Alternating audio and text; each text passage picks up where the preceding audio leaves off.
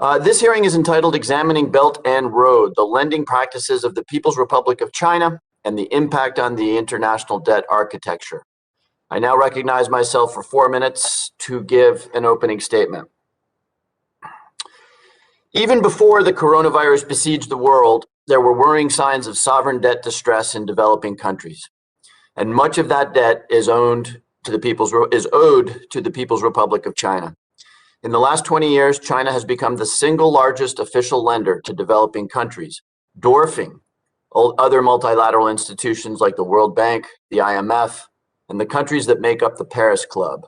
Exactly how large of a lender China is, however, remains unknown because the country does not publicly disclose its foreign lending. In addition, very little about the specific terms of the debt contracts have previously been made public. The groundbreaking work of 3 of our panelists today, Professor Gelper, Dr. Horn, and Mr. Morris, provides the most complete look at the terms of Chinese lending to date. Their report, How China Lends, a Rare Look into 100 Debt Contracts with Foreign Governments, is a first-of-its-kind study examining sovereign debt contracts between Chinese entities and sovereign governments in their entirety. The paper lays out in detail how China has developed standardized contracts containing extreme provisions squarely aimed at the dual goals of protecting its investment and exercising its sovereign power.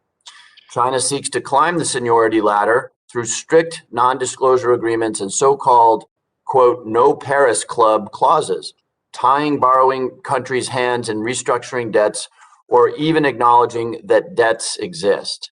The contracts contain provisions requiring collateral accounts that are held offshore and off the government's books. And China seeks to expand its sphere of influence by using acceleration and cross-default clauses to impose their policy preferences on borrower nations, going as far as canceling unrelated loans when borrowing nations make policy decisions that China opposes. Given that lack of clarity around exactly how much is owed to Chinese entities and the terms of those agreements, other lenders face uncertainty about their level of seniority and the full extent of the borrowing country's debt servicing costs. This lack of transparency makes future debt restructuring efforts, many of which we're seeing get underway right now, that much more difficult. The Debt Services Suspension Initiative and the Common Framework are both positive developments in ensuring international cooperation in addressing sovereign debt issues.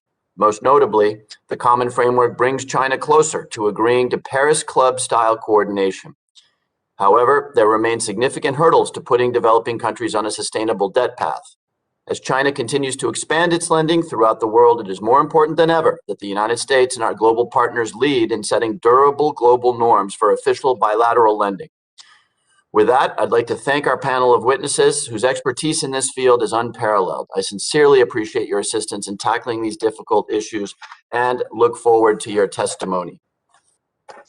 I now recognize the ranking member for 4 minutes for an opening statement. Chairman Himes, thank you.